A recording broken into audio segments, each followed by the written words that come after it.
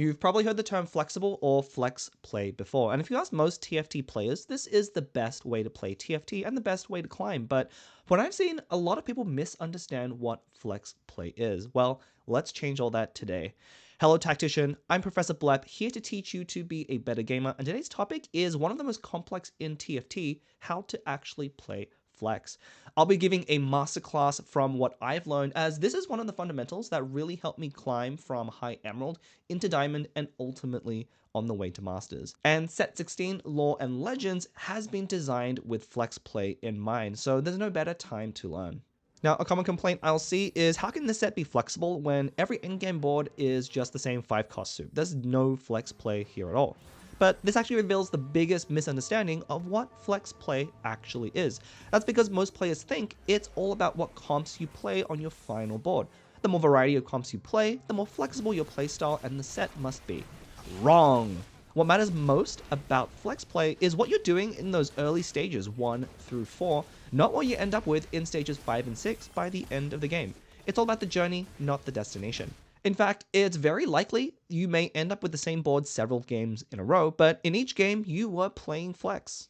And this is ultimately why a lot of players try to play what they think is a flex playstyle, fail, and ultimately give up. Because what they're actually doing is not flexing more, they're just hard forcing a wider variety of comps.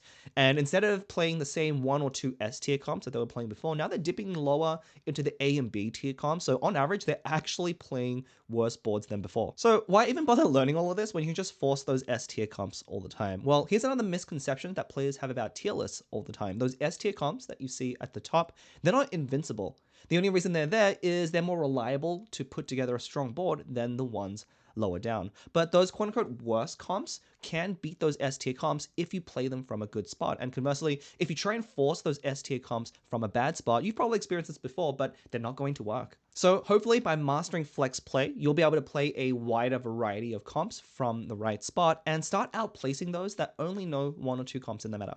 At its core, playing flex is the same as playing for tempo. By adapting your strategy based on the units, items, and augments you're given, you'll be stronger than the rest of your lobby and win more fights. Winning more fights gives you more gold to snowball your lead while also preserving HP that often allows you to top 4 even if you happen to low roll later in the game. And of course, where tempo matters the most is in that early part of the game. So to properly learn flex, we're going to have to relearn everything from the beginning. And I mean all the way to the beginning. Yep, we're talking stage 1. Most people don't think too much of stage 1 and 2, but the fact is this is the most crucial part of the game, particularly if you want to adopt a flexible playstyle. The reason is, this is the part of the game where you have the least resources, the least components, the least options over units, the least gold.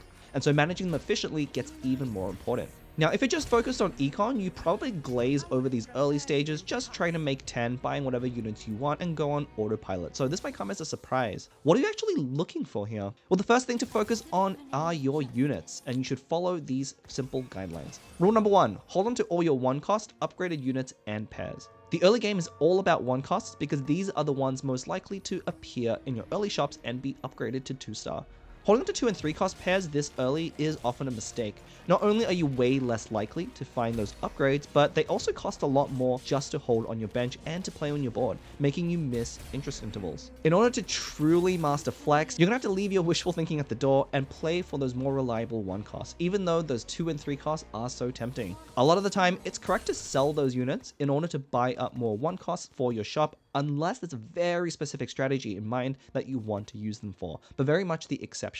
And rule number 2, related while you're learning to play flex, do not sell your pairs to make 10. This is going to be a hard habit to break. After all, econing and making 10 is one of the first fundamentals that you learn, and it's pretty much drilled into you very early on. But if you want to play flex and for tempo, you're going to need to fight that instinct and hold on to those pairs. If you happen not to have any paired units, then it's fine to sell and make 10. And rule number 3 is to make sure to use up as much gold as you can at the end of the round without missing interest intervals. If you have extra gold left over and you can't make 10, buy and hold onto any units in the shop. You never know what your next shop contains, and every shop in this early game is an extremely valuable opportunity for upgrades. If you're low on bench space or can't afford all the units, try to prioritize those that are sharing traits with pairs that you're already holding. Now, you might know that not all 1-costs are created equal. You might have heard from your favorite streamer that certain 1-costs should be preferred to hold over others. For now, while you're learning flex play, try to ignore that a little bit and focus primarily on just pairs. Any pair is better than a weak 1-star unit. Of course, if you do need a tiebreaker, you can always factor that in, but remember also to prioritize holding on to shared traits. Now, if you properly followed that guidance, hopefully by the time 2-1 rolls around, you have 1 or 2 upgrades or pairs already. And now it's time to pick your first augment. Obviously, this is another huge decision in the game, and a mistake a lot of players make here is to simply evaluate their augment based on raw power, things they've heard from the players, any tier lists online, or recommendations from the comp that they want to force. But the correct way to pick your augment in stage 2 is to consider both your units and components. First, you need to evaluate whether you can assemble a strong board. To do that, we're going to look at 3 things: whether you have an upgraded unit, if you have an item slam for that unit, and whether there's an augment you pick that will benefit that unit.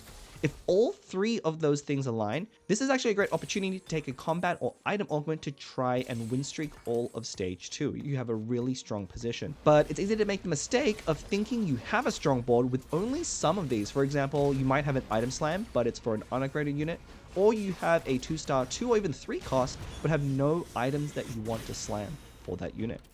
A great example of this is an augment like Thorn-Plated.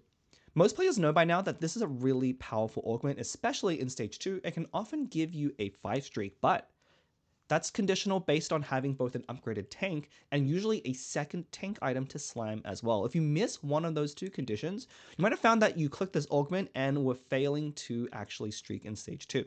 So if you're not sure whether you can assemble a strong board, you should prioritize econ over combat where possible. By picking econ, you can delay committing to any specific strategy until you see what units you happen to upgrade via shops, and maybe what items you can get out of the carousel on the first round.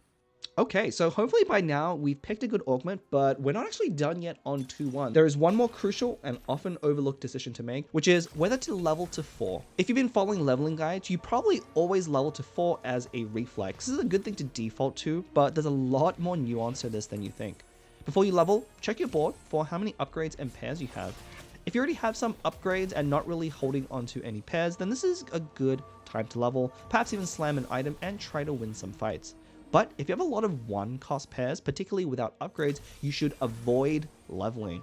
While it may seem trivial, waiting that extra round means you get another level 3 shop, which can be extremely important in order to hit those 1-cost upgrades, because you have those better shop odds. Also, those first 3 rounds are one of the best times to take losses, as not only do you take the least damage, but it also often gives you carousel priority to grab the best unit or component. It pays to be patient and take those losses early and simply wait to spike your board until after carousel. Now, one thing you should make sure not to do is do not sell your upgrades or pairs to make econ even when you're loose streaking. This is a classic mistake when players are too focused on econ and making 10. Just because you lose those first 3 rounds does not mean you should sell units and commit to a 5 loss. Instead, you should always hold onto your pairs and upgrades and look for opportunity to strengthen your board and start winning as early as possible. While loss streaking is nice to get extra gold, you know what also gives you extra gold?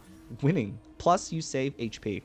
The other thing to keep in mind is the idea of a next in unit. This is a unit that you can add on the next level to immediately strengthen your board, often activating another key trait. Selling your next in, even to make 10, is dangerous, as most of the time you can't count on the shops you see to have a replacement with the right trait.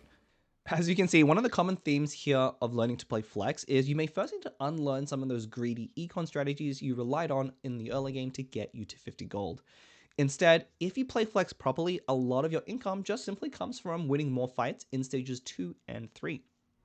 The next inflection point is after the stage 2 carousel, where you decide whether or not to go level 5. You should use the same principles as 2-1 to decide. If you have upgraded units, slammable items, and a 5th unit to make your board stronger, do it.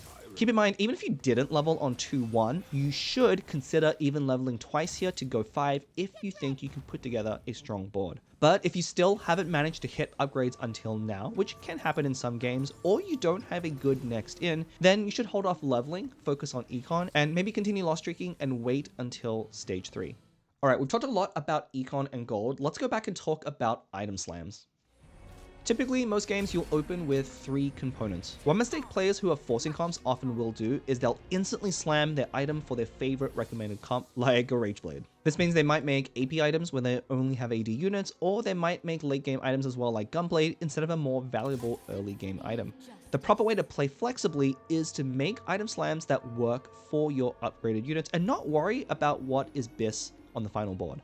Instead of using a comp to determine what items you should make, you should instead make items based on what units you have and figure out which comps those play towards. For example, imagine you get dropped bow, glove, and rod. You have a lot of different options here. You can make a Last Whisper for AD, Guinsus for attack speed comps, or a Jewel Gauntlet for AP.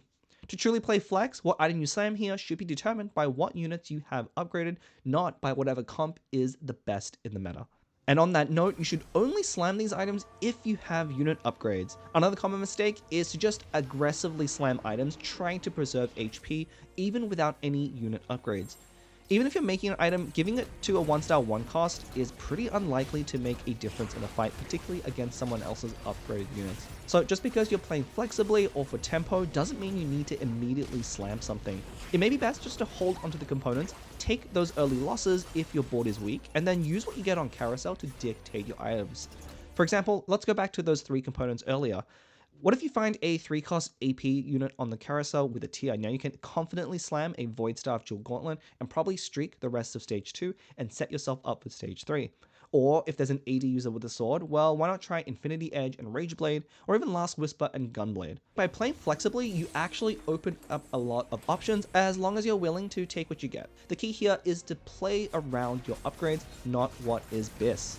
As the game progresses, you'll get more and more components and you'll have time to fix those items. Don't panic, but you'll never make back the lost HP or econ from taking unnecessary losses early.